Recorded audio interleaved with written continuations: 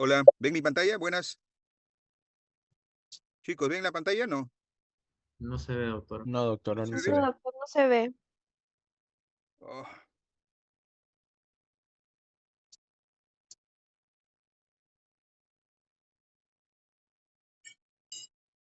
ahora,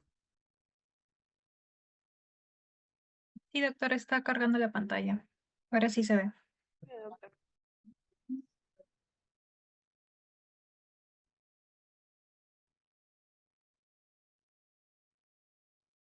chicos, ahora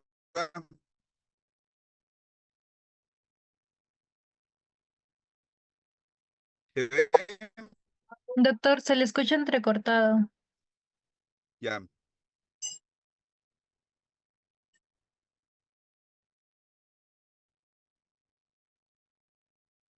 Imprevistos, la conexión. ¿Ahora me escuchan bien?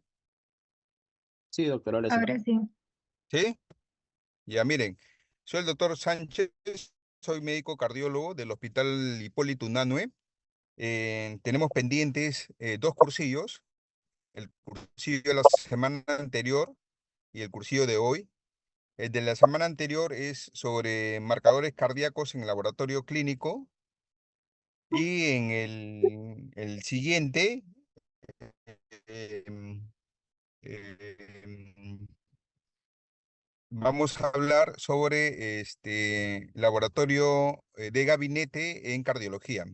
Comunicación, o si es que no escuchan claro, si es que se escucha entrecortado, me avisan, por favor, ¿ya? Entonces, miren, es importante dentro de cardiología tener conocimiento que hay algunos exámenes de laboratorio clínico que son importantísimos para cardiología, para hacer el diagnóstico de muchas enfermedades cardiovasculares e importantes en el sentido de que de, de patología que se necesita ser evaluados inclusive en emergencia. De ello estamos hablando sobre los síndromes coronarios agudos o el infarto de miocardio. Es por eso la necesidad de tener esos conocimientos eh, eh, eh, eh, para nosotros saber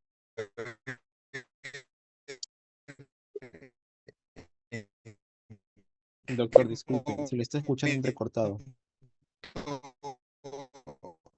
indicar estos exámenes, apretar el resultado. Eh, a ver, un momento, un momentito, un momentito.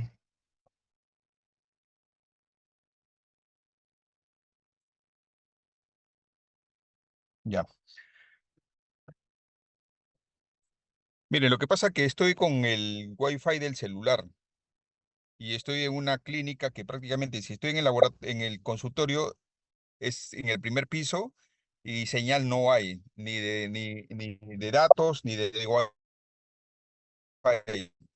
Entonces he tenido que salir y parece que la conexión también con el teléfono tampoco no es muy buena, ¿no? O sea, no tengo Wi-Fi de estático.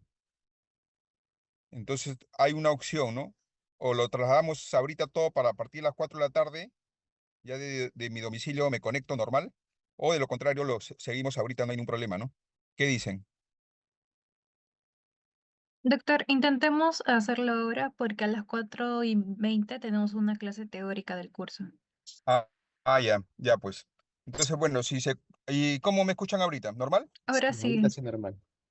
Normal. Ya miren, Sí. entonces nosotros vamos a ver dentro de los exámenes de laboratorio, de suma importancia son las troponinas, la creatinfosfoquinasa y los péptidos natriuréticos.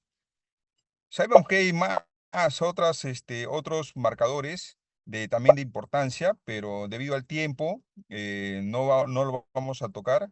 Vamos a tocar solamente de estos tres importantes, las troponinas, la creatinfosfoquinasa y el péptido natriurético. Entonces, miren, vamos a empezar a hablar sobre la troponina. ¿Qué es la troponina? Vamos a ir definiendo dónde se encuentra esta troponina, cuál es el significado clínico cuál es el rango de normalidad de la concentración de esta enzima, de esta proteína en la sangre, ¿sí? ¿Y qué diagnóstico nos da cuando tenemos este examen positivo? ¿Sí? Entonces, mire, la troponina, ¿qué es lo que es? La troponina es una proteína que tiene varias subunidades y es responsable de la contracción del músculo, del cardiomiocito, que se contraiga. ¿Cómo hace esta troponina para que se contraiga la célula? Desplaza a una enzima que se llama tropomiosina, que la cual lo deja libre para que esta troponina se pueda unir al lazo de la miosina y desplace o jale a la, eh, eh, a la actina, ¿sí? Entonces, como vamos a ver un ejemplo, un ejemplo, nosotros tenemos, por ejemplo, de la célula cardíaca, la fibra, ¿sí? Esta fibra, como sabemos, está rodeada por un sarcolema, que es como la membrana citoplasmática del cardiomiocito. De la célula como tal está los organelos de las mitocondrias, que sirve para dar energía para la contracción, porque dentro de ese proceso hay un gasto de energía. Están los grupos de miofilamentos, ¿sí? Esos miofilamentos agrupados dan lo que se llama la miofibrilla. Estos están rodeados, la miofibrilla, se están rodeados por el retículo sarcoplasmático y de importancia tiene la parte del retículo sarcoplasmático, los túbulos en T, que son de reserva de algunos iones que son importantes para la contracción. En el sarcolema también sabemos que hay el núcleo, ¿no? De importancia. Dentro, si nosotros cortamos a la miofibrilla, nosotros vamos a determinar que esta está determinada por una línea Z, ¿no? Por una banda A, que cuando se produce la contracción, la banda A se reduce, pero la línea Z, entre la línea Z y la siguiente sublínea Z, la distancia también se reduce por ende. Entonces, nosotros vamos a tener un filamento grueso, ¿sí? Que usted lo, lo, lo, lo ven en esta forma, aquí en este dibujo, el filamento grueso, que viene a ser lo que es la miosina, y un filamento delgado que viene a ser la actina. Entonces, la troponina, ¿dónde se encuentra? En la actina. ¿Qué hace la troponina? Despeja a la tropomiosina para que ésta se aúna a la miosina y proceda a la contracción, al jale de toda la molécula, y por ende va a haber la reducción de la banda A, reducción del sarcómero, y por ende se produce lo que se llama la contracción. Sabemos nosotros que la función del corazón, que el ventrículo tanto izquierdo y tanto derecho, para la circulación mayor y la circulación menor, se contraigan y expulse la sangre. Entonces, en esa contracción se va a producir por partes, en forma de rotación, en forma de una rotación longitudinal o transversal. Se produce como si fuese un sacacorcho, desde la punta hacia la base del corazón, la contracción de las células. Entonces, ¿por qué tiene importancia esta proteína? Porque cuando nosotros vamos a tener que esa célula, como le he explicado, no llega oxígeno, esa se comienza a desintegrar la membrana citoplasmática o el sarcolema, y las sustancias, las proteínas que están ahí en el sarcolema, se pasan al torrente sanguíneo y aumentan la concentración de esa enzima. Y por ende, esa concentración aumentada en la sangre venosa, nosotros lo vamos a encontrar en enfermedades, sobre todo cardíacas, del músculo cardíaco, en un infarto de miocardio o el inicio de un síndrome coronario agudo, ¿sí? Entonces, por eso la importancia que tiene determinar la concentración de esta proteína.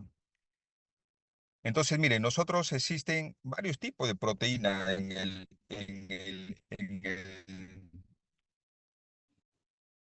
el- en- en este sistema.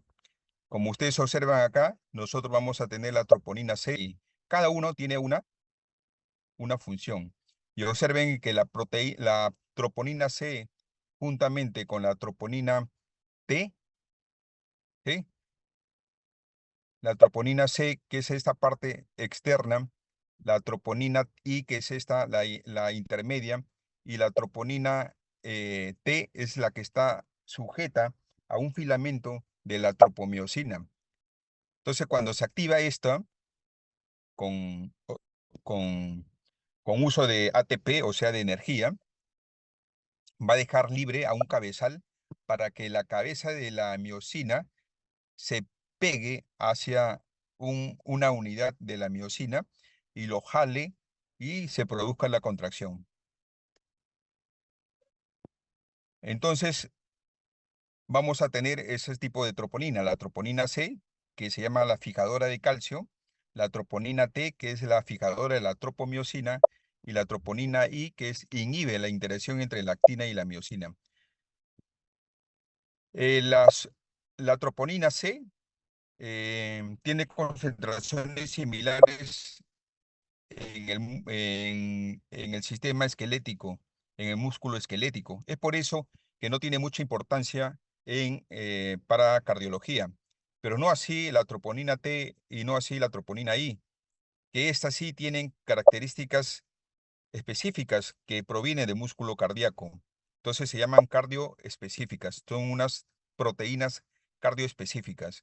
Entonces son a estas dos, la troponina T y la troponina I, las que nosotros vamos a buscar la concentración cuando nosotros tengamos o presumamos que estamos frente a un paciente con un infarto. Entonces, ¿cuál es la importancia de la troponina? La importancia es que este es un marcador bioquímico para el infarto de miocardio agudo. Nosotros sabemos que existe lo que es la definición universal del infarto. ¿Qué nos dice la definición universal del infarto? Para nosotros hablar o definir que estamos frente a un infarto, nosotros tenemos que tener un primer parámetro, una primera indicación, la elevación y el descenso de la concentración de la troponina, más cualquiera de estos otros síntomas. Puede ser la clínica, puede ser los cambios isquémicos en el electro, puede ser la evidencia de la pérdida de la motilidad cardíaca en el ecocardio, o puede ser la identificación de un trombo coronario por una angiografía o inclusive hasta la presencia en una necropsia. Entonces, miren la importancia que tiene es la concentración de troponinas.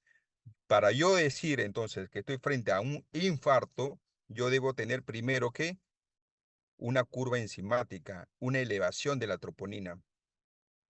Entonces, ¿cuál es su concentración normal de la troponina? La troponina E debe ser normal, menor de 0.35 picogramos por mililitro. Y la troponina T debe ser menor de 0.2 picogramos por mililitros. Es las concentraciones normales. Cuando nosotros tenemos un infarto, ya sea extenso o relativamente focal, nosotros vamos a tener de troponina I más con 20, con 15, y eso sube a 100, después va subiendo a 200, después va subiendo a 700, a 100 miles, y después en las primeras horas del infarto, en las primeras horas nada más. En el primer día ya tiene un pico altísimo, que puede ser 10.000, puede ser 8.000, y de ahí al segundo día ya comienza a descender. Entonces hace una curva. Y eso es lo que dice la definición universal del infarto, que el paciente tenemos que tener un aumento y después un descenso del valor de la troponina, ¿sí? Más alguno de esos más de otros descritos aquí en esta diapositiva. Puede ser la clínica, o sea, síntoma que el paciente está con dolor torácico tipo opresivo que le irradia. al cuello, a la mandíbula, a la espalda, o que en el electro haya cambios en el electro, que tenga T negativas, que tenga el punto J elevado, que tenga el segmento ST elevado, que tenga ya la presencia de ondas Q en el electro, que si yo le hago el ecocardio, yo voy a determinar que la motilidad está disminuida. Y si yo le hago una angiografía en un cateterismo cardíaco, voy a evidenciar la presencia de un trombo o de una lesión en las arterias coronarias. Y si yo hago una necropsia, veo la presencia de coágulos o trombos en las arterias coronarias. Entonces, ahí yo pongo el diagnóstico de infarto, ¿sí? Entonces, miren, tenemos que clasificar dos tipos de infarto, los dos principales. El primer tipo, el tipo 1, es aquel infarto de que está determinado por una lesión, por la presencia de una placa de ateroma, la cual esa placa, debido a factores intrínsecos a nivel de la arteria coronaria, esa placa se rompe, esa placa se fisura, y encima de esa fisura, de esa rotura, se forma un trombo, que ese trombo hace que tenga una oclusión total. O puede ser que ese trombo se produzca una oclusión parcial, ¿sí? El tipo 2, bueno, el tipo 2 no lo tengo aquí en una diapositiva, pero el tipo 2 es que puede haber una placa, así una placa, que no se fisura, pero que poco a poco va ocluyendo la luz del vaso, o por otros factores, como un vasoespasmos, como de repente una disección de la íntima de la arteria coronaria, que hace que un deterioro del flujo coronario, un desbalance entre la oferta y la demanda de oxígeno. Ese es el tipo 2. Pero importante es reconocer de que si yo tengo un paciente con una clínica sugestiva de un síndrome coronario agudo, donde yo le realizo un electro y en el electro yo determino de que hay un ST elevado, entonces yo asumo de que hay una oclusión total en algún lado de la coronaria. Y yo tengo que intervenir destruyendo ese trombo para poder restaurar el flujo coronario. ¿Qué acciones yo tengo para cardíaco con una angioplastía? Lo que se llama un PCI, la intervención coronaria percutánea. Y si es inmediata a las horas del evento, se llamará PCI primario, o sea, una intervención coronaria percutánea primaria, ¿sí? Entonces, como dice la definición, para yo hablar de un infarto, yo tengo que tener una curva enzimática. Y esa curva se da, la curva. Observen nosotros, observen que, a ver,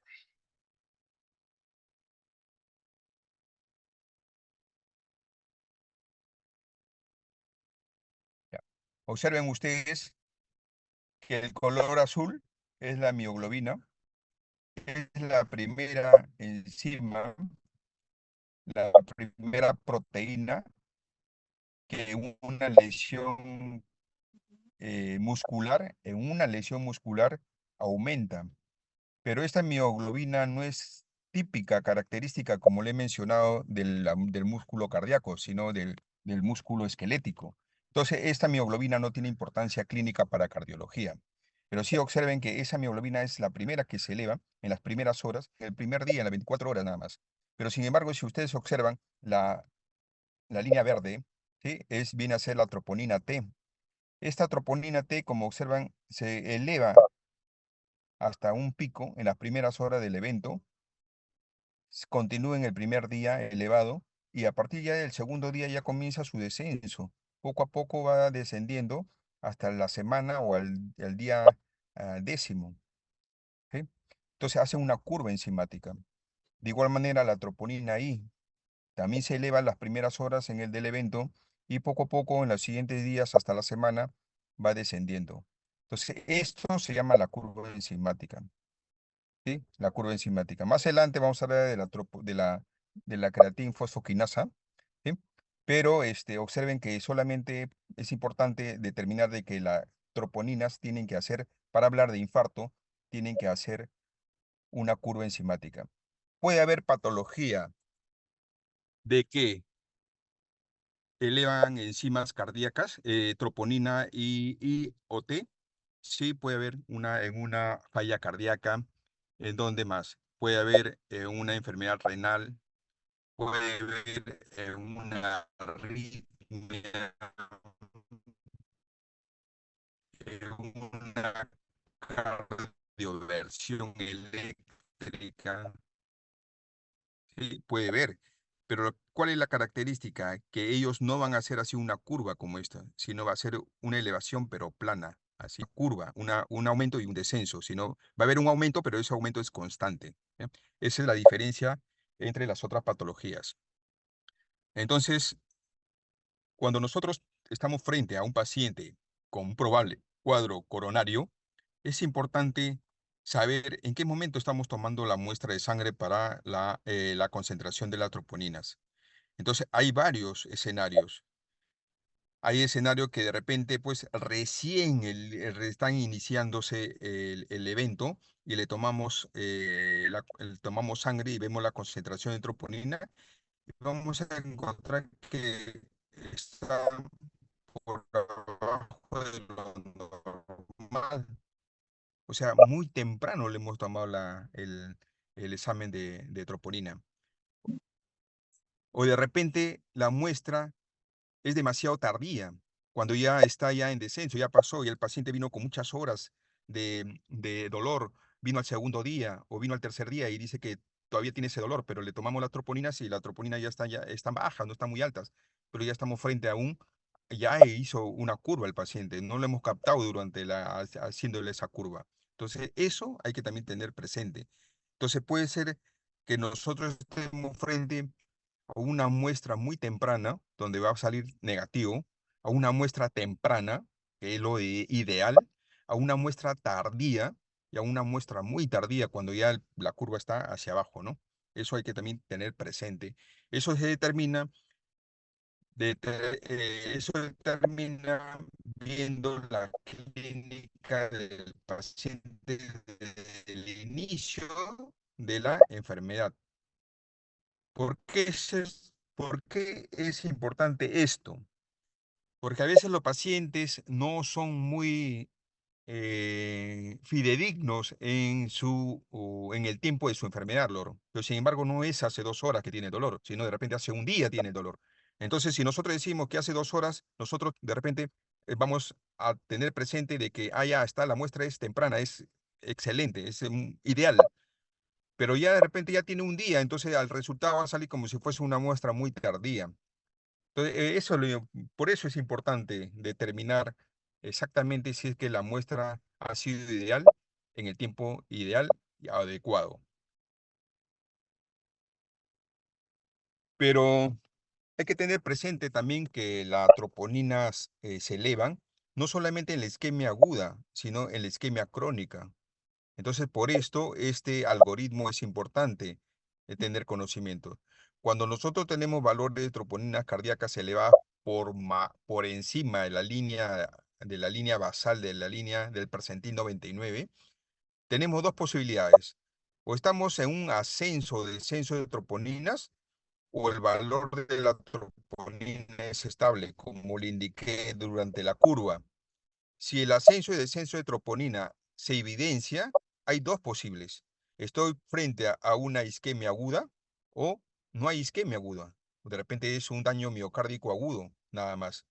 O sea, en otras palabras, si yo tengo un ascenso y descenso, pero no hay isquemia aguda, entonces estoy frente a un daño miocárdico. ¿En qué patología tenemos daño miocárdico agudo? En la insuficiencia cardíaca y en una miocarditis, los representantes típicos. Pero si yo estoy con un ascenso y un descenso de troponina y hay isquemia aguda, o sea, hay el cuadro clínico agudo, entonces estoy frente a un infarto de miocardio. Este infarto puede ser por una arteriosclerosis agregado a una trombo, o sea, una enfermedad aterotrombótica, o estoy frente a un tipo 2, que es un desequilibrio entre el aporte y la demanda de oxígeno. ¿Sí? Si yo estoy frente a la aterosclerosis más trombos, estoy en el tipo 1, que sabemos fisiopatológicamente está desencadenado por la rotura de una placa o por la erosión de una placa. Mientras que en el tipo 2, el tipo en un desequilibrio entre el aporte y la demanda de oxígeno, puedo estar presente en ¿qué? En un cuadro de anemia, en una arritmia sostenida o en la presencia de una hipertensión grave o una hipertensión arterial no controlada. Pero sin embargo, si por otro lado tenemos que el valor de la troponina es estable, como le dije yo, no hay la curva, entonces estoy frente a un daño miocárdico crónico. Entonces, esta pregunta de examen, ¿cuándo nosotros decimos que hay un daño miocárdico crónico? Cuando nosotros tenemos un valor de troponina estable, cuando no hace curva.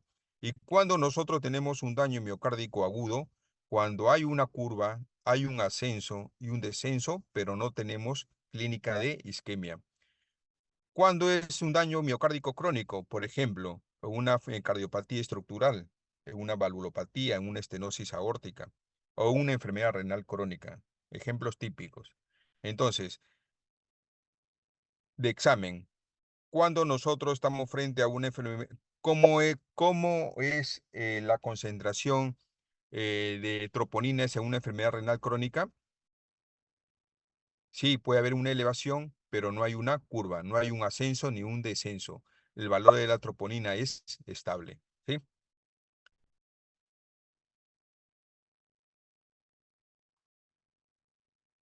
Entonces, miren, en este cuadro se resume lo mencionado. Si yo tengo una troponina positiva, yo puedo hablar de dos posibles. Hay isquemia y no hay isquemia. Si hay isquemia, estoy en un infarto de miocardio, ¿sí? Estoy frente a un síndrome coronario agudo, ¿sí? Que puede ser un infarto de miocardio agudo, un ST elevado o un ST no elevado.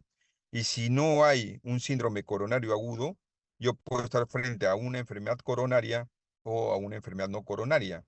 A una enfermedad coronaria, por ejemplo, cuando hay un incremento de la demanda, cuando hay una hipertensión, cuando hay un espasmo, cuando hay un embolismo, de frente, quizás debido a un procedimiento, de un PCI, a una cirugía cardíaca, o al consumo de sustancias como la cocaína, ¿sí? Y no coronaria, cuando yo tengo hipoxia, cuando tengo isquemia global, ¿no? En general por una sepsis, un cuadro de hipoperfusión o también un cuadro de cirugía cardiotorácica, ¿ya? Y cuando no es isquémico, cuando la troponina es positiva, pero no es isquémico, entonces eso implica de que no es debido a un infarto. Puede ser un daño directo del miocardio. Por eso decimos que podemos estar frente a daño directo de cardíaco o no o sistémico. ¿Cardíaco cuándo? Cuando hay una falla cardíaca, cuando hay una infección a través de un viral como una miocarditis, hay inflamaciones del pericardio, hay traumas debido a una cardioversión eléctrica, ¿sí? A una cirugía, a un procedimiento intracardíaco como una ablación, a proceso de malignidad, desarrollo de tumores intracardíacos, a las cardiopatías por estrés tipo Takotsubo, a las enfermedades infiltrativas cardíacas. Y sistémicas, ¿sí? Cuando hay traumas también, ¿sí? Cuando hay sepsis, cuando hay stroke, cuando hay hemorragia subarachnoidea, cuando tenemos frente a sustancias nocivas para el músculo cardíaco, en la quimioterapia, ¿sí? En la radioterapia.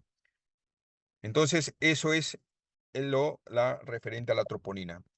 Resumiendo, la troponina es una proteína que interviene en la contracción muscular. Esa troponina tiene concentraciones específicas en la sangre en una persona normal. ¿Cuándo vamos a encontrar nosotros la elevación de las troponinas? En enfermedades cardíacas del músculo cardíaco. Hay tres tipos de troponina, la troponina C, la troponina I y la troponina T. La troponina C no es específica cardíaca, Pero sin embargo, la troponina I y la troponina T son específicas cardíacas, ¿sí? Entonces, esto frente a un infarto, a una necrosis de los cardiomiocitos, estas sustancias en abundancia se van a depositar al torrente sanguíneo. Y es ahí donde nosotros vamos a encontrar las concentraciones altas de esta proteína. Entonces, esto nos va a valer para hacer el diagnóstico de infarto miocardio. Muy específica, tenemos que saber de que en el infarto se hace una curva enzimática, una elevación y un descenso de la troponina, ¿sí? ¿Hay algunas patologías que se eleva la troponina? Sí, pero no hacen curva. Son elevaciones estables. Entonces vamos a pasar al siguiente punto, que es la creatinfosfoquinasa. La creatinfosfoquinasa ya no es una proteína como la troponina, sino esta es una enzima, es un biocatalizador. Esta se está compuesta de dos subunidades, la unidad M y la unidad B. ¿Sí? De importancia, la conjugación de esta M con esta B, ¿no? O sea, la BB, la creatinfosfoquinasa tipo la MB y la creatinfosfoquinasa tipo 3MN.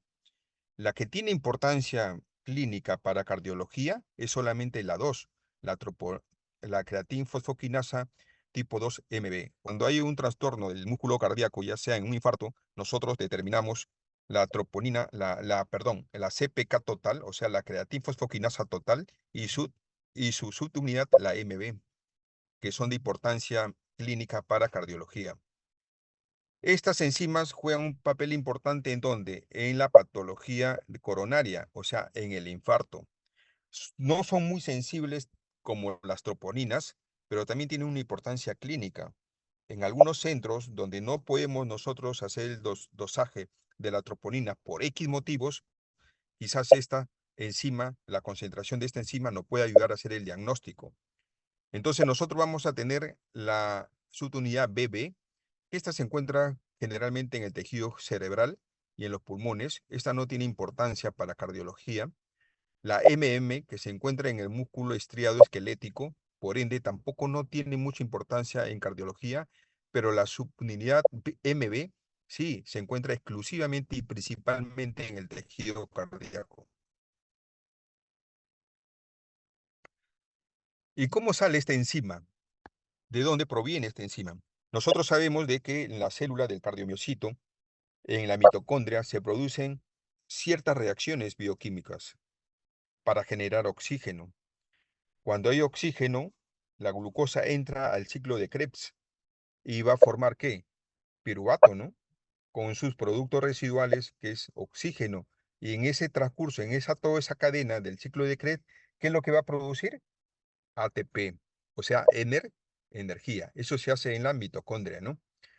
Pero hay reacciones bioquímicas también en este sistema que se llama el sistema de fosfocreatina, que ustedes como observan aquí, la fosfocreatina se convierte en creatina y en un ion, un fosfato, que ese fosfato después se va a convertir en ATP y va a dar por ende una energía.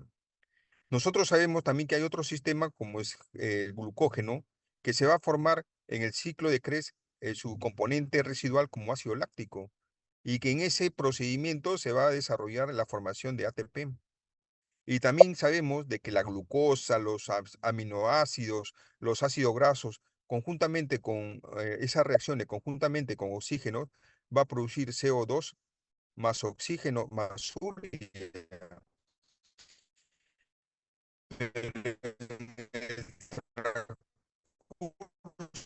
esas, de esas, de esas, de esas reacciones bioquímicas se va a producir también ATP.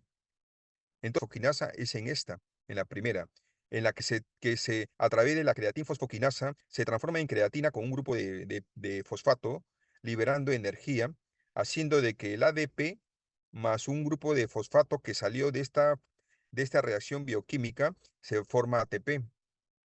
Entonces, en la célula, nosotros tenemos esta opción, pero al romperse la célula, a no tener ya el oxígeno, a no tener el oxígeno, a desintegrarse la mitocondria, ¿sí? Entonces, esta enzima, la creatinfosfoquinasa, también se va ¿a dónde? Al torrente sanguíneo como un residuo de la nutrición celular. Entonces, ¿qué es el sistema de fosfocreatina? De donde sale la creatinquinasa. Este sistema libera energía al romperse estos enlaces, ¿sí? Al romperse, en formarse creatina y un grupo de fósforo. Este es un proceso que cuando ya la célula no tiene nada, no tiene otra, otro, o- otra opción, permite a desarrollar este sistema de fosfocreatina. Permite que responder rapidísimo a producir ATP para que el músculo se contraiga. Pero para eso requiere esta enzima, la creatinquinasa. Y cuando se rompe esto, esta creatinfosfoquinasa ya es segregada al torrente sanguíneo y lo podemos dosificar. Y en altas concentraciones nosotros podemos decir que hay una muerte celular del músculo cardíaco o del cardiomiocito. Hay que tener en cuenta. ¿Aló, me escuchan? Hola, hola, chicos, ¿están escuchando? Sí, Sí, Sí, doctor, doctor, se se escucha. escucha. ¿Sí? Hay que tener en cuenta que los niveles de esta creatinfosfoquinasa eh, pueden ser alteradas debido a la edad, debido al sexo, debido a la raza también, a la composición corporal, a las condiciones clínicas de la persona y a las condiciones físicas también. Eso es importante.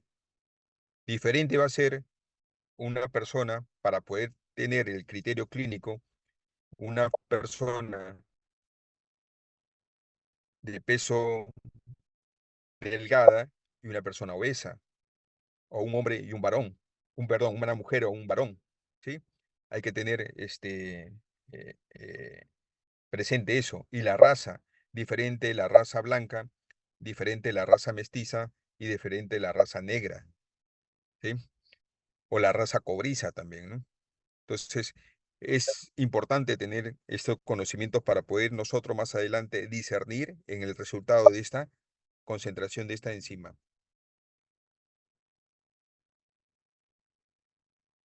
Efectivamente, la elevación de esta enzima, la creatinfosfoquinasa, en primer lugar, lo vamos a encontrar en las causas cardíacas. Y como primera es en el infarto. Pero también hay aumento en la insuficiencia cardíaca, en la pericarditis, en la miocarditis, en el tromboembolismo pulmonar, ¿sí? Hay causas también de elevación en otras patologías endocrinas, musculares, en oncológicas, en enfermedades psiquiátricas inclusive, ¿no? Entonces, miren,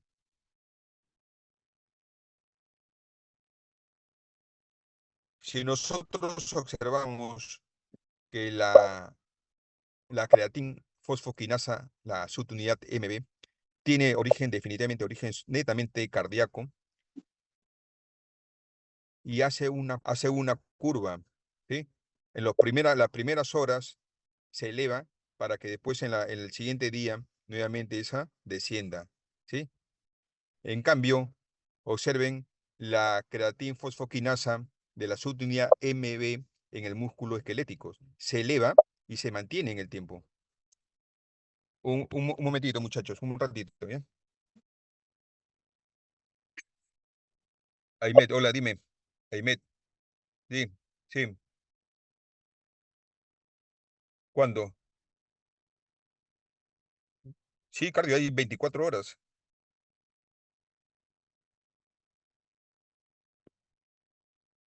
Ya, ya.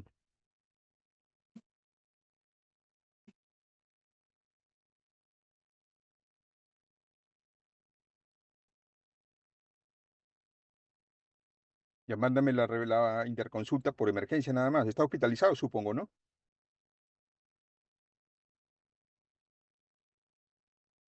Sí, claro, claro. Haz la interconsulta.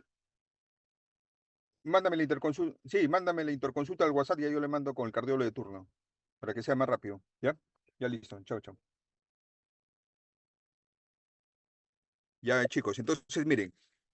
En cambio, en el músculo esquelético, sí, la creatina fosfoquinasa, la surinina B inclusive, puede subir, pero se mantiene estable durante el tiempo. No como en el cardíaco que sube y tiene un descenso, hace una curva. Y eso lo reflejamos nuevamente en este diagrama. Observen que la creatina fosfoquinasa total sube las primeras horas y decae en el segundo o tercer día. Y la sutunía MB, en las horas nomás hay un pico y cae ya hasta el segundo día. Entonces, como que en estas enzimas no es muy sensible, por eso para el diagnóstico del infarto. Es por eso que el comité de trabajo del infarto dio la directiva de que el test bioquímico para determinar el infarto sea las troponinas, no la creatina fosfoquinasa. Por último, nosotros vamos a hablar sobre los péptidos natriuréticos. Estos péptidos son hormonas. Entonces, miren, hemos visto que la troponina es una proteína, hemos visto que la creatina fosfoquinasa es una enzima y ahora este péptido natriurético es una hormona. Esta hormona es sintetizada y almacenada en el cardiomiocito. ¿De dónde? De las aurículas y de los ventrículos. ¿Sí? Estos se unen a receptores específicos localizados en las células endoteliales de todo el cuerpo y de las fibras musculares lisas. Tienen una importancia de que incrementa la filtración renal, incrementa la excreción de sodio, produce una vasodilatación periférica, ¿sí? Atenúa el sistema renina-angiotensina-aldosterona, ¿sí? Entonces, es una sustancia como que bien eh, importante para el funcionamiento de todo el sistema circulatorio que sea normal. Pero hay un defecto, que esta sustancia se segrega y vive poco. ¿Por qué? Vive poco, ¿por qué? Porque lo inhibe una enzima, que es la neprilicina. Entonces, bueno, ese es otro ápice para verlo en el tratamiento de falla cardíaca, pero hay que conocer de que estos peptonatriuréticos se producen normalmente en las aurículas y en los ventrículos y que tienen funciones específicas determinadas importantes para establecer un buen funcionamiento del sistema circulatorio y cardíaco. Estos péptidos, tenemos el ANP, que es el péptido natriurético atrial, el BNP, que es el péptido natriurético cerebral. ¿Por qué le ponen cerebral y no ventricular o no cardíaco? Porque primera vez le encontraron este péptido en el cerebro y por eso se quedó como si fuese cerebral. Y tenemos el CNP, que es el péptido natriurético tipo C, que no tiene casi mucha importancia para cardiología. El que tiene importancia en cardiología es el BNP, el péptido natriurético cerebral, ¿sí? Entonces, el BNP tiene su subunidad, así como los otros han tenido su subunidad. La troponina tenía la C, la T, la I, y la creatina fosfoquinasa tenía el MB. Este también tiene su subunidad, el NT-proBNP, que es muy importante. Entonces, este péptido, que es secretado principalmente por los miocitos ventriculares a respuesta de un aumento de la presión del llenado ventricular o el estiramiento miocárdico, estos van a segregar en grandes cantidades cuando el músculo cardíaco se estira. Cuando hay altas presiones en el ventrículo, se segregan altas cantidades de concentraciones y eso nosotros lo podemos determinar en un examen de sangre. ¿Y en qué patología se aumenta la presión en el ventrículo cuando estamos en un cuadro de falla cardíaca? Hola, hola, hola, hola. Se le escucha, doctor. ¿Sí? ¿Se escucha? ¿Sí? Entonces, la importancia de este péptido, de esta hormona, es determinar su dosaje y hacer el diagnóstico en falla cardíaca, tanto aguda y tanto crónica. Porque la concentración no va a dar si estamos frente a un paciente con falla cardíaca aguda o estamos frente a un paciente con falla cardíaca crónica. ¿Sí? Así como existe la definición universal del infarto, también existe la definición universal de la falla cardíaca. Entonces, mire, esto todo es lo beneficioso que hace todo esto, el papel fisiológico que hace estos péptidos, ¿no? Aumenta la diuresis, aumenta la natriuresis, ¿sí? Aumenta la relajación muscular, por ende la dilatación periférica, inhibe al sistema, la actividad simpática, aumenta la vasodilatación también pulmonar, ¿sí? Disminuye la fibrosis cardíaca y la hipertrofia, y disminuye el sistema o atenúa el sistema renina, angiotensina, aldosterona. Entonces va muchos efectos beneficiosos. Se crean grandes cantidades de falla cardíaca porque el corazón está fallando, pero es rápidamente es desintegrada por unas enzimas como la neprilicina. Entonces, mire, según la definición universal de la falla cardíaca, para nosotros hacer el diagnóstico de falla cardíaca, nosotros tenemos que tener los signos, los síntomas de falla cardíaca, tener la seguridad de que esos signos de falla cardíaca es causada por una normalidad cardíaca, ya sea estructural o funcional, y a eso le tenemos que agregar uno de estos dos, o bien una elevación de los péptidos natriuréticos, o bien una evidencia de una congestión cardiogénica, ya sea pulmonar o sistémica. ¿Sí? Entonces, miren qué tan importante es esto para hacer el diagnóstico de falla cardíaca. Ya todas las guías americanas, europeas, canadienses, australianas recomiendan que frente a un paciente con probable diagnóstico de falla cardíaca, nosotros debemos hacer el dosaje de estos péptidos. Tanto es el BNPP, es una recomendación 1B inclusive, o sea, de suma importancia. Le gana inclusive al electro, le gana inclusive a la ecocardiografía, le gana inclusive a la radiografía. ¿Sí? Entonces, miren qué tan importante es este examen a los pacientes con falla cardíaca. Pero también hay que tener en cuenta que esta concentración de péptidos natriuréticos pueden ser elevados en otras patologías no cardíacas, como en la edad avanzada, en una disfunción renal, en una hemorragia subaracnoidea, en unas enfermedades neoplásicas, en infecciones graves, en sepsis, en anemia, en quemaduras, en algunas alteraciones metabólicas. ¿Sí? Pero esto también en otras, no solamente en falla cardíaca, sino también en otras patologías cardíacas, en una miocarditis, una hipertrofia, en una enfermedad cardíaca congestiva, en unas arritmias, en cardioversión, ¿sí? En procedimientos quirúrgicos, en ablaciones, en la hipertensión pulmonar. Pero por eso es importante la dosificación, la dosis, la concentración, el punto de corte de estos péptidos natriuréticos.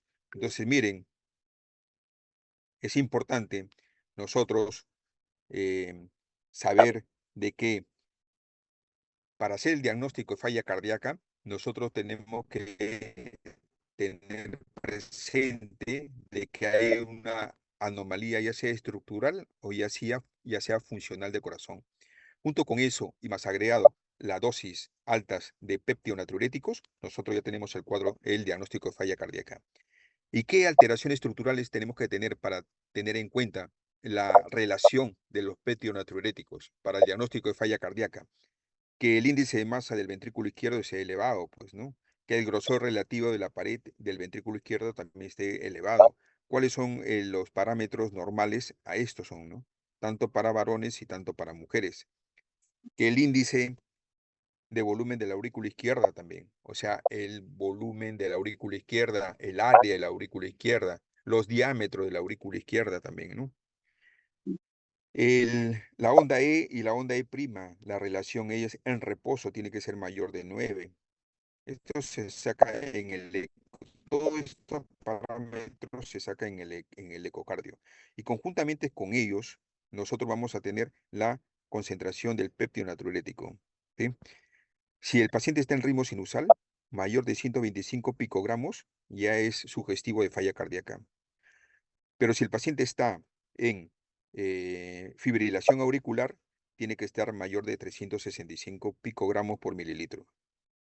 Y del ProBNP, mayor en ritmo sinusal, mayor de 35, y en FA, mayor de 105. Entonces, miren, ante la sospecha de un paciente con falla cardíaca, yo tengo que determinar los factores de riesgo cardiovasculares, los signos y los síntomas de falla cardíaca.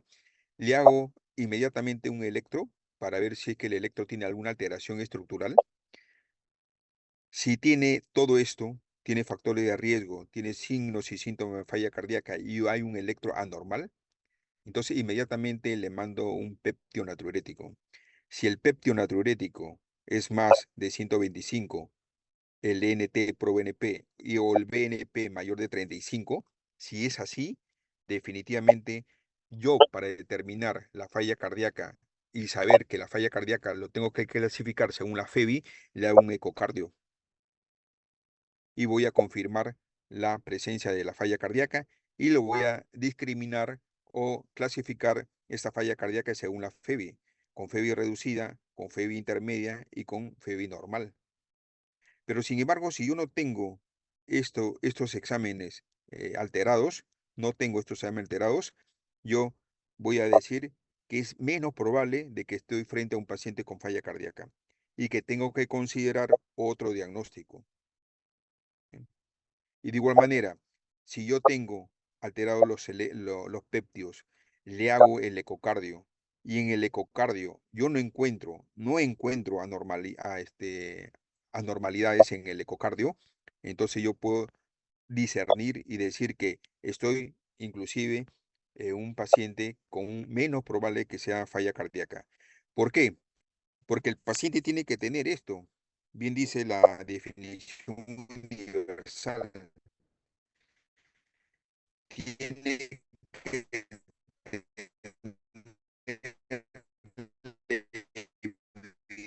evidencia de una anormalidad, ya sea funcional estructural.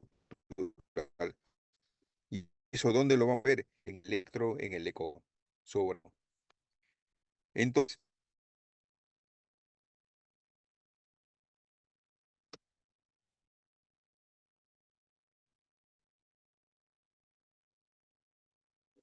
miren, sigo para determinando el péptido natriurético, un BNP menor de 100 y con un NT-proBNP es de escala. Pero si yo tengo un BNP mayor de 100 y un péptido natriurético NT-proBNP de 300, la insuficiencia cardíaca es confirmativa. ¿Sí? Y de hecho, si tengo eso, como dice aquí el anterior, yo tengo que hacerle un ecocardio, ¿no? Primera parte. ¿Alguna pregunta, chicos? Doctor, una consulta. Cuando usted mencionó ¿Alguna sobre... pregunta? Sí, sí. ¿Me escucha, doctor?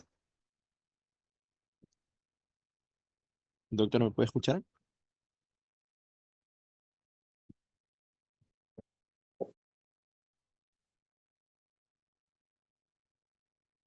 Doctor. Sí, sí, te escucho. Allá.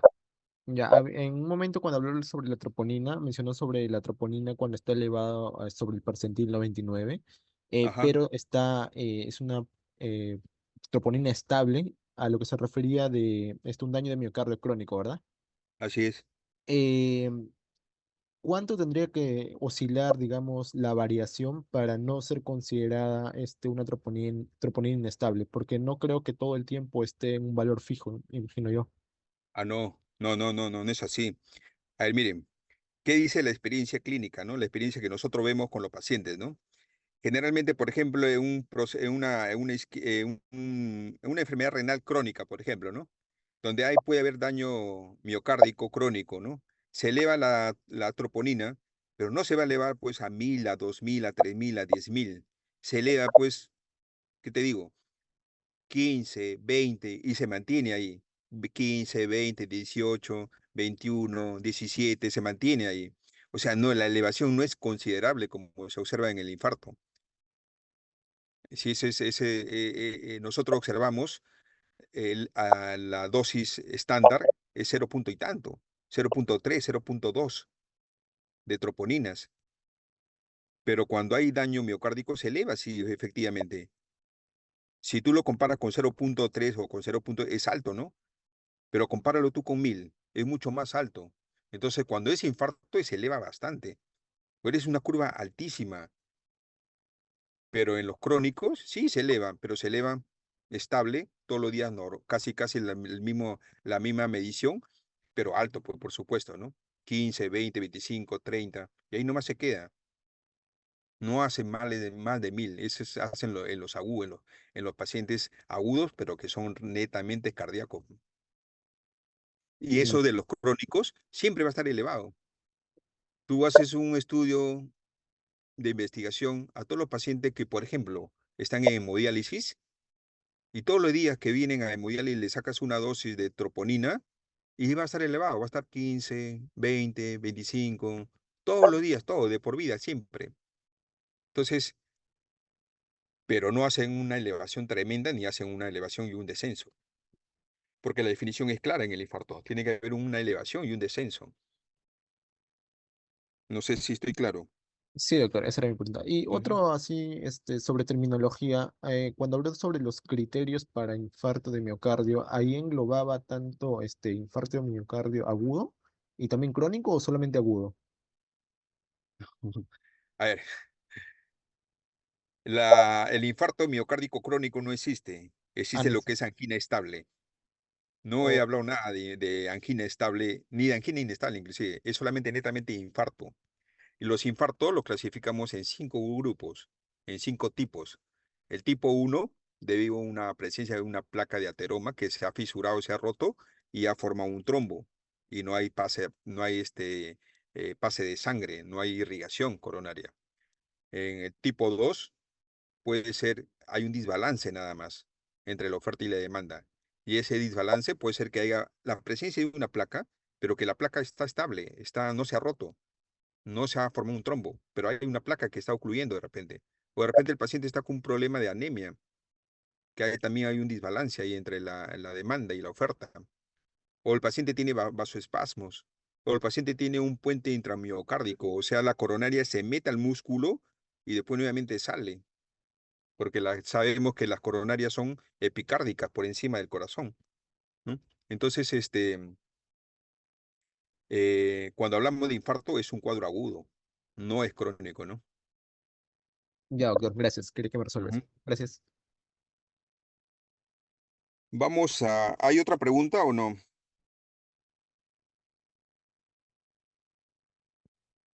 Chicos,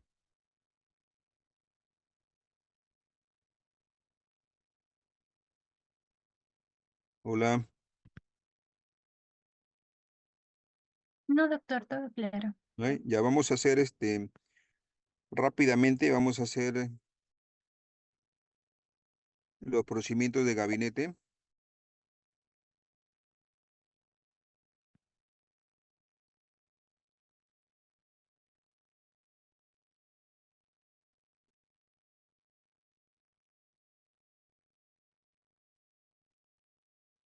¿Me escuchan?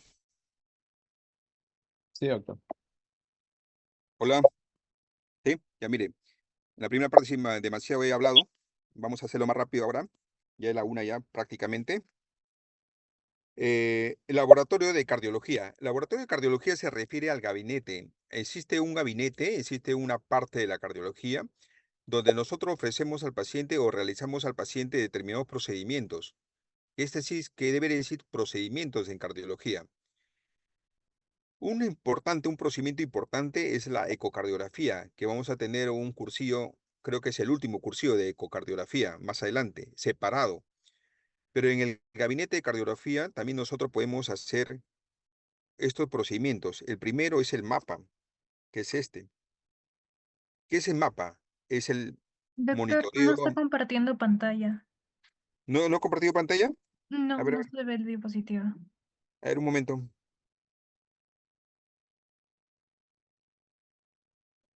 Un momento.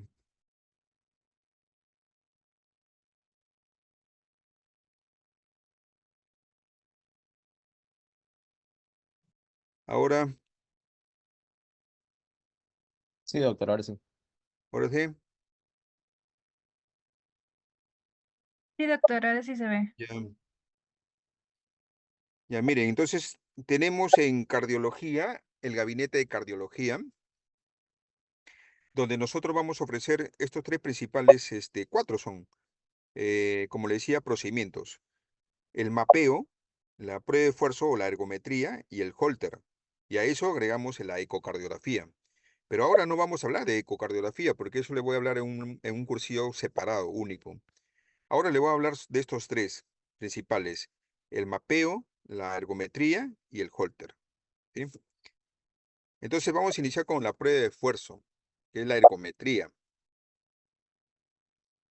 Sé que han visto y seguramente en su rotación cardiología van a ver seguramente algunos alumnos, a pacientes que se les desarrolla este, este procedimiento. La ergometría también se le llama prueba de esfuerzo. Es la prueba de diagnóstico que consiste para realizar a aquellos pacientes que tienen un cuadro de dolor torácico sugestivo de un cuadro coronario. Pero a veces la ergometría ha avanzado, no se ha quedado tampoco la ergometría. Ahora se hace ergometría con función respiratoria, con determinación de consumo de oxígeno, para ver la clase funcional en los atletas, por ejemplo, ¿no? Profesionales, ellos suben a la faja para ver cuál es su clase funcional, cuál es su esfuerzo máximo, hasta dónde pueden llegar en su entrenamiento. Entonces, pero nosotros acá en cardiología hacemos esta prueba aquellos pacientes que son sugestivos de alguna patología coronaria. ¿Sí? Entonces, ¿en qué consiste? ¿Cuál es la indicación?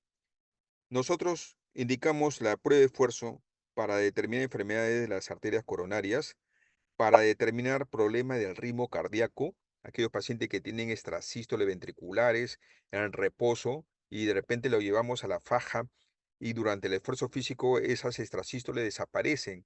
Entonces de repente estamos frente a un paciente con una alta carga adrenérgica, ¿no?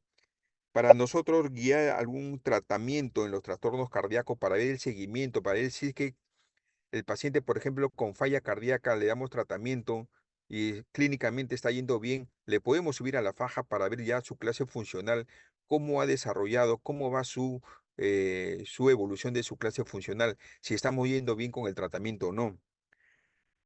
Para ver o controlar el corazón antes de una cirugía determinada, por ejemplo, una valvulopatía. Si tenemos una estenosis aórtica de gradiente bajo, por ejemplo, y de función normal, cuando de repente en este paciente con esta estenosis aórtica severa, supuestamente por el eco, pero nos sale con una gradiente baja, de repente estamos escondiendo una estenosis aórtica leve y que no necesita todavía cirugía. Entonces ahí los pacientes lo subimos a la faja. Y como le mencioné, ahora últimamente también la indicación es para determinar la clase funcional de los atletas o de las personas, ¿no?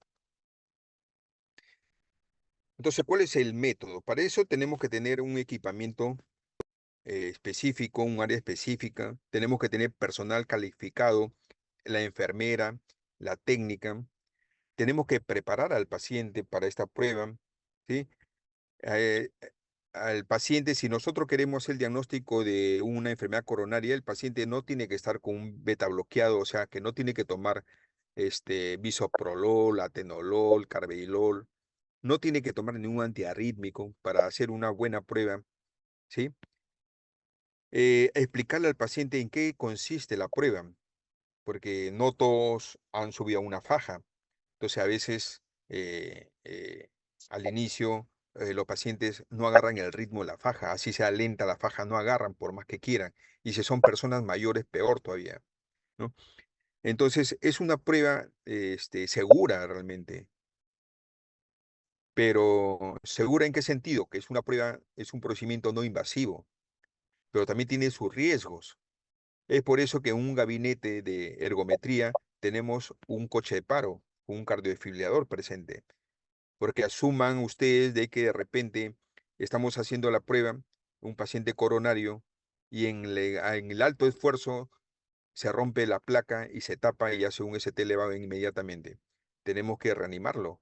Entonces tenemos que tener el coche de paro. ¿Sí? Hay protocolos determinados.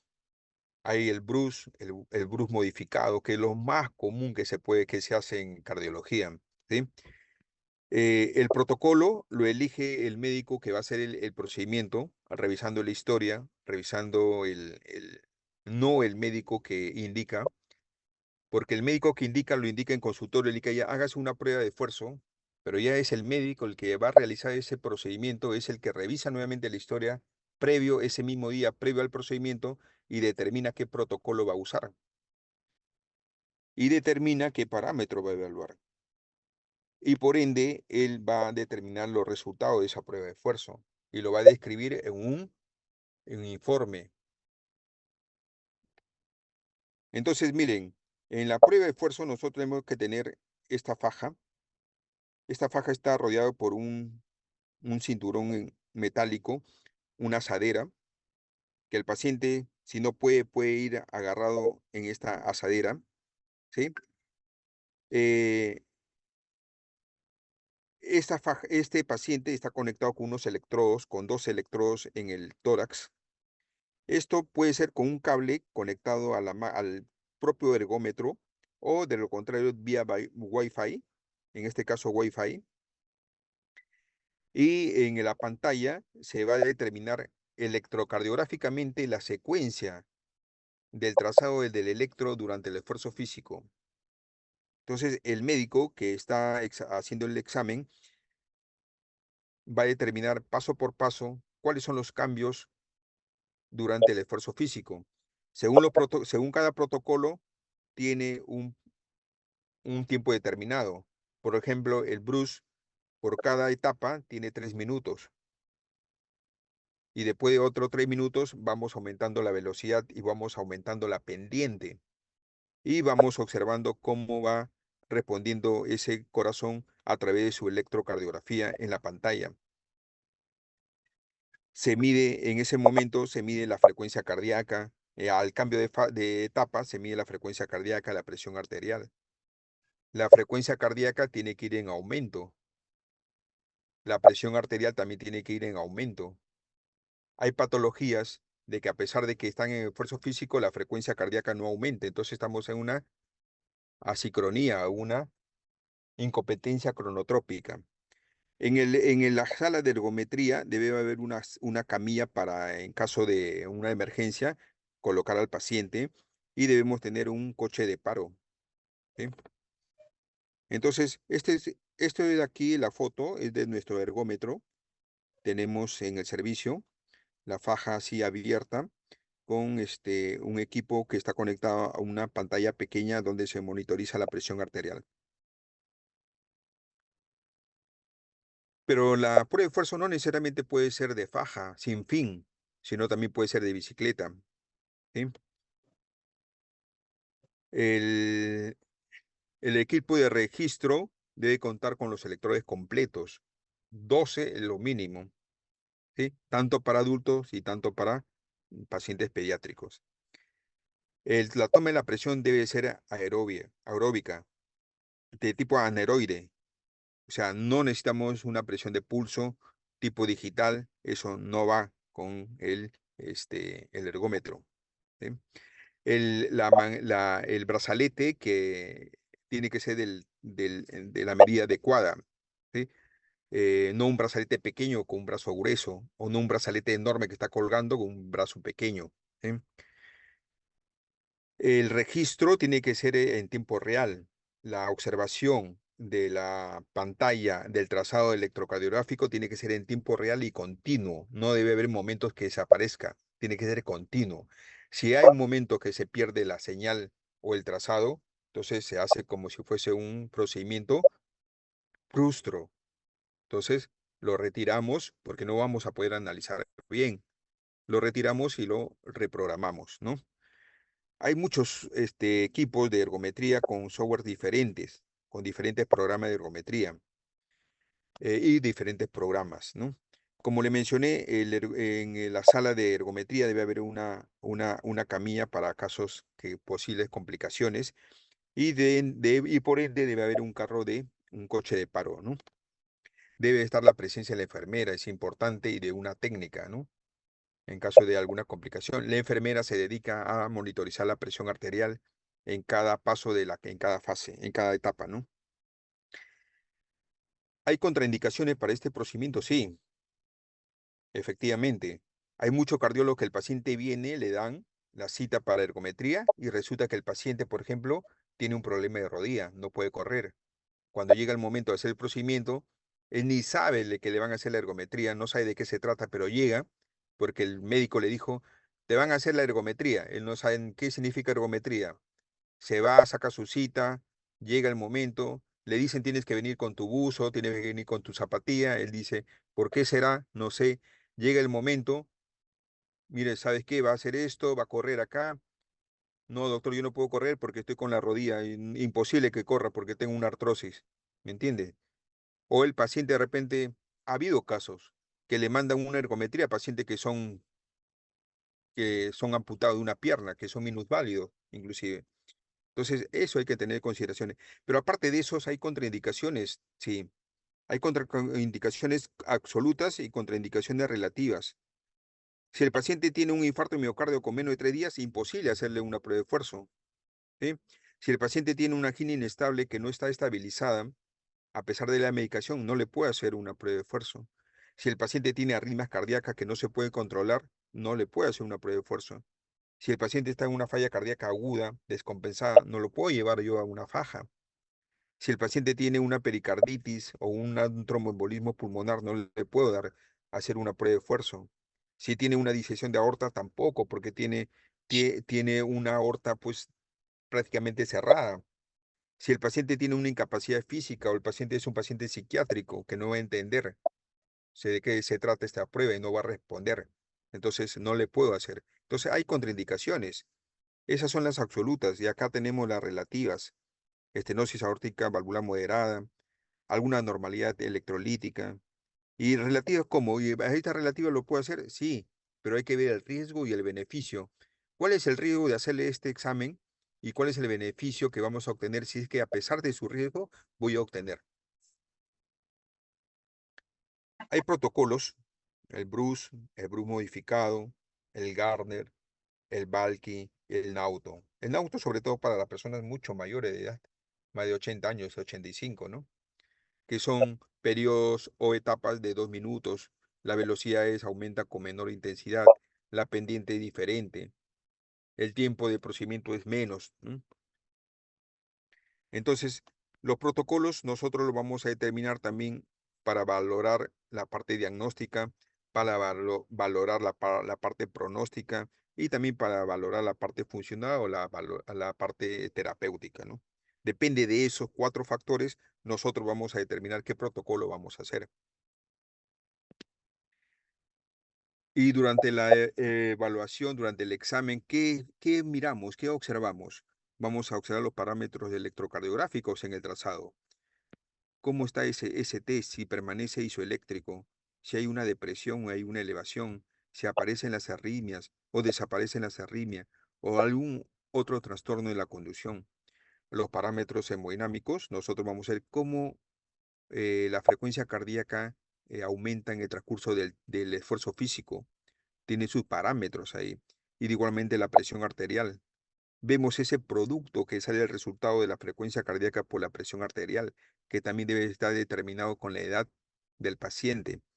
Los parámetros clínicos, si el paciente aparece con un cuadro de angina, de dolor torácico, si el paciente en el transcurso de la prueba de esfuerzo vemos que sus trazados están normal, todo chévere, todo bien, pero de repente el paciente dice, doctor, me duele el pecho, me duele, entonces ya tiene una angina. Terminamos con la prueba y concluimos que la prueba es positiva para isquemia, porque tiene angina en el esfuerzo físico. No solamente de angina, puede haber otros signos de disfunción ventricular izquierda. Los similares, mareo, palidez, cianosis, sudor frío. El paciente puede tener disnea, o el profesor puede tener una claudicación debido a una mala circulación en miembros inferiores. ¿Sí? ¿Y qué más vemos? ¿Qué más evaluamos? La clase funcional. El trabajo que hace el paciente con consumo de oxígeno original alguno. A ver, hola. Ahora, ¿cuáles son los criterios de anormalidad de la prueba de esfuerzo o de la ergometría? Los criterios clínicos, la aparición de angina durante la prueba es positivo para isquemia. Signo de disfunción ventricular, el paciente presenta mareo, se quiere marear, hay hipotensión, eso es importante también. Hay una falta de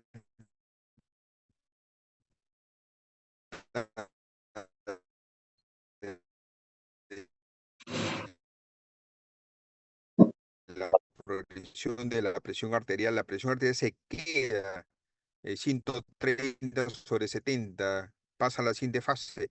Sigue presión a 70, la fase,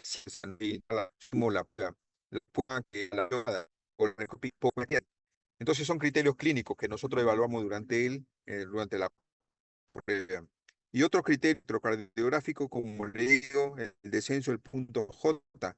Pero cuando puede descender el punto J, puede ser T y sí, pero ¿cuándo? ¿Cómo? Entonces aquí está. Cuando hay un descenso del punto